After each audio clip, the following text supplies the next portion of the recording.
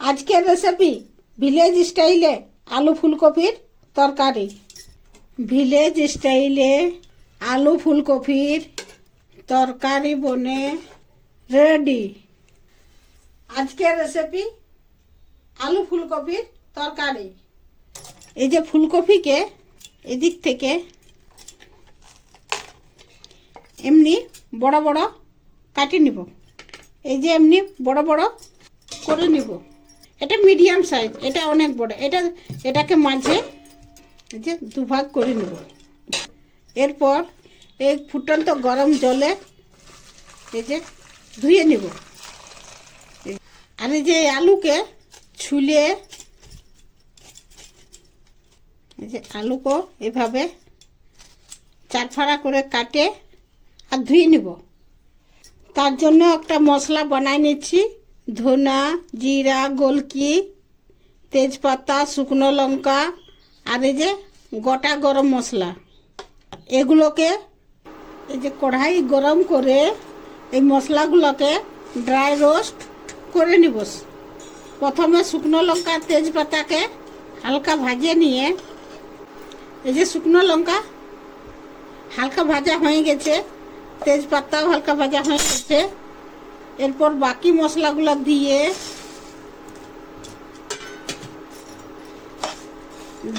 Dry roast করে নিব। মশলাগুলো ভাজা হয়ে গেছে। এরপর একটা প্লেটে ঢালে নিয়ে আর ঠান্ডা করে শিল নোড়ায় গুঁড়ো করে নিব। এরপরে ওই কড়াইয়ে সরষের তেল গরম করে জিরা, শুকনো লঙ্কা, তেজপাতা ফোড়ন দিয়ে কাটিয়ে ধুয়ে রাখা আলুগুলা ভাজে নিব। আলুগুলা সিদ্ধ হওয়ার জন্য 2 মিনিট ঢাকুন দিয়ে দিচ্ছি। 2 মিনিট পর ঢাকুনটা খুলে নিয়ে ভাজবো।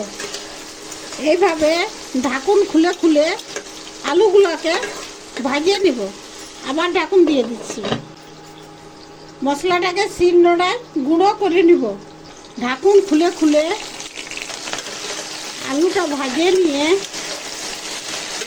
আলুটা প্রায় 80% সিদ্ধ হয়ে গেছে। এরপরে গরম জলে ধোয়া ফুলকপিগুলো দিয়ে পরিমাণ মতো নুন দিয়ে আলু আর ফুলকপিকে ভাজিয়ে নিব। এরপর একটু হলুদ দিয়ে দিচ্ছি। আলু আর ফুলকপি প্রায় ভাজা হয়ে গেছে। সে সময় একটু হলুদটা দিয়ে আবার 2 মিনিট ভাজিয়ে নিয়ে আর তুলে নিচ্ছি। এরপর ওই কড়াইয়ে আবার একটু তেল দিয়ে পেঁয়াজ ভাজবো। পেঁয়াজ ভাজা হয়ে গেছে। এরপর আদা রসুন বাটা, যেমন তরকারি সেই পরিমাণে, কাঁচা লঙ্কা বাটা, বাটা মশলার জলটা, হলুদ, কাশ্মীরি লঙ্কার গুঁড়ো, একটু গুঁড়ো গরম মশলা দিয়ে আর একটু জল দিয়ে মশলাটাকে ভাজিয়ে নিয়ে এই যে মশলা ভাজা হয়ে গেছে, মশলার থেকে তেল ছেড়ে দিয়েছে। এরপরে এই যে ভাজিয়ে রাখা ফুলকপি আর আলু দিয়ে মশলার সঙ্গে 2 মিনিট ভাজিয়ে নিয়ে ড্রাই রোস্ট করা গুঁড়ো করা মশলাটা এই যে এই চামচে, মিডিয়াম চামচে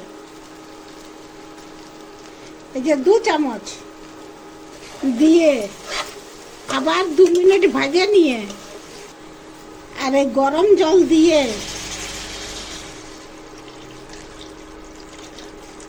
আর ঢাকুন দিয়ে 5 থেকে 7 মিনিট সিদ্ধ করে নিব। 7 মিনিট সিদ্ধ করে নিয়ে ঢাকুনটা খুলে লাড়ে নিয়ে আঁচটা বন্ধ করে দিয়ে আর ধনিয়া পাতা দিয়ে আর মিক্স করে নামাই আর বাটে নিব। ধনিয়া পাতা দিয়ে গার্নিশ করে দিচ্ছি। ভিলেজ স্টাইলে আলু ফুলকপির তরকারি বনে রেডি।